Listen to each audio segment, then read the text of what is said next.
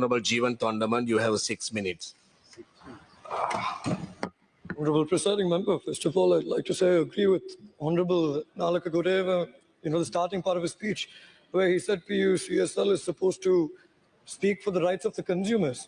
But the only issue in this is that the chairman of the PUCSL didn't speak for the rights of the consumers. He spoke for the issues concerning his residencies, and he spoke for the issues concerning him. And when all this is at stake, it's unbelievable that the opposition is still playing politics at this point. Because right now, I would just like to say that given the position which Mr. Ratnayaka sits in, it's supposed to be an independent position and one that is unbiased. But I would just like to go through and see why, on how he has acted independently. First of all, let me start off with the fact that he is somebody who has been giving out statements based on political bias, and also statements which have been instigating the public without any real contribution to the Ministry of Power and Energy. And other than that, there's an energy sector reform which we are trying to bring forward, which is critical to the development of this country and for the future of this country. And there has been severe objections raised on that by, again, the chairman of the PUCSL. And other than that, there's also been objecting of the unbundling process which the CEB has taken in. And also, I would also like to say one more thing that, just in line with what the opposition has been mentioning from the starting of today, that, they value independency. But however, independency is surprisingly correlated in the opposition's views with that of anti-reform, anti-progress, and anti-privatization. This is not how we are trying to take things forward. We, at the end of the day, require a chairman of suitable caliber to be there, not a chairman who is pro-government or pro-president or pro-minister, but a chairman who is going to act independently and provide solutions rather than creating more problems. And more than that, I would just like to say that recently, I believe it was the 3rd of May, in the 3rd of May, a press conference was given by the chairman of the PUCSL, where he said, according to the concept plan in his possession, the independent current regulator will be abolished and replaced with an electrical commission where members can be replaced more easily by political establishment. See, this is not true at all, because first of all, the chairman of the PUCSL has a responsibility towards the public. He cannot mislead the public, nor can he reveal confidential documents which belong to the government, and I'm sure the opposition would agree with me on that as well, because it's in direct violation of the establishment code. And beyond that, I have spoken to the minister as well, and I think some clarity needs to be issued on the statement made by the chairman. First off, the regulator will not be abolished, but rather the regulator will be made responsible and empowered with suitable criteria for commission members. And other than that, the chairman had somehow managed to correlate the Electricity Council to that of the regulator. The Electricity Council is a separate entity which is dealing with policy and not with regulatory work. Again, this is how public have been misled, and I'm sure certain parliamentarians here also have been misled due to that. And moreover, we are basically trying to do through the minister that the regulators should be held accountable and they will be empowered at the same time. So this is the truth beyond the statement that was given.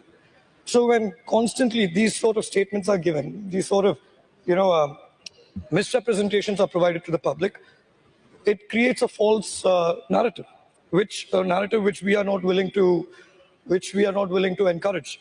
And moreover, I would just like to say today in the morning, I had come into Parliament and I heard the leader of the opposition's statements. And, I think I just have a few comments which I wanted to make on those statements. Due to my lack of time, I'm going to concise them. See, first of all, what we have to realize is right now the country is in crisis. And if it's in crisis, we need to take it forward rather than hold it back. And it's common knowledge. Everybody is well aware of the fact that we do have an issue with our administration, not just today or yesterday, but from the time of independence. Our fiscal management has been terrible. And in order to make sure that we come to a cost-reflective, export-oriented economy, hard decisions must be taken. And I'm glad at least some members in the opposition are supporting this change. But today's statements made by the leader of the opposition, it does bring some concern. Because, for example, in the starting, he had mentioned that about 22 million people in this country know who is working and who isn't. I'd like to repeat the same thing to him. Because right now, the 22 million people in the country want to take things forward. 6 months ago, we had absolutely nothing. Country was in total anarchy and chaos. Our inflation was at 65%. Now it's being brought down to less than 35%. And by December, we are confident it will come to single digits. And over the course of these changes, over the course of these decisions that are taken, yes, these tough decisions will be made. And Honorable member, you have another 2 more minutes. thank you. So I was just saying that overall, if you look at the pattern in which it has happened, anybody who is anti-reform, the opposition tend to have supported. For example, starting from the IUSF, starting from the chairman of the PUCSL, who is not acting independently, and entities who are completely anti-reform, anti-progress, who don't want to fix this country for the betterment of the children tomorrow, they have been completely in support of them. And this pattern, as you can see, just grows wilder and wilder. This is the same entities which we are talking about who want to take over the government. And when this is the case, I request the opposition to open their eyes and see what it is. And I'm pretty sure they are able to. But more than that, I would just like to say one last thing. See, the CEB made I believe it's made a total loss of 300 billion from the time of 2013. And when it's made such a big loss, right now you have the public asking questions as to, why are politicians driving around in fancy cars? Why are, this MP traveling in a fancy car? Why is the opposition MP traveling in a fancy car? But I'd also like to say that applies to bureaucrats as well. That applies to people of position in all situations. When the CEB has been making a loss of 300 billion rupees from 2013, I think the PUCSL chairman, he had indulged himself in a fancy vehicle. At the same time, he's given his own vehicle for rent to the electricity board. So when these issues are going on... Honorable member, time is up. 2 more minutes. When these issues are going on, I think we have to realize that we need to take a step back and course correct. And I would also like to say that as the General Secretary of the Ceylon Workers Congress, we pledge support to the Minister in reforming this particular field and taking things forward. I would just like to add one more point lastly. கௌரவ தலைமை தாங்கும் உறுப்பினர் அவர்களே, கௌரவ மனோகணேசன் அவர்கள் அங்கே உட்காந்துருக்காரு. அவர்கிட்ட ஒரு விஷயம் நான் சொல்லலான்னு இருந்தேன். என்னன்னா, இப்போ சமீபத்தில் நான் ஒரு அறிக்கை விட்டிருந்தேன்.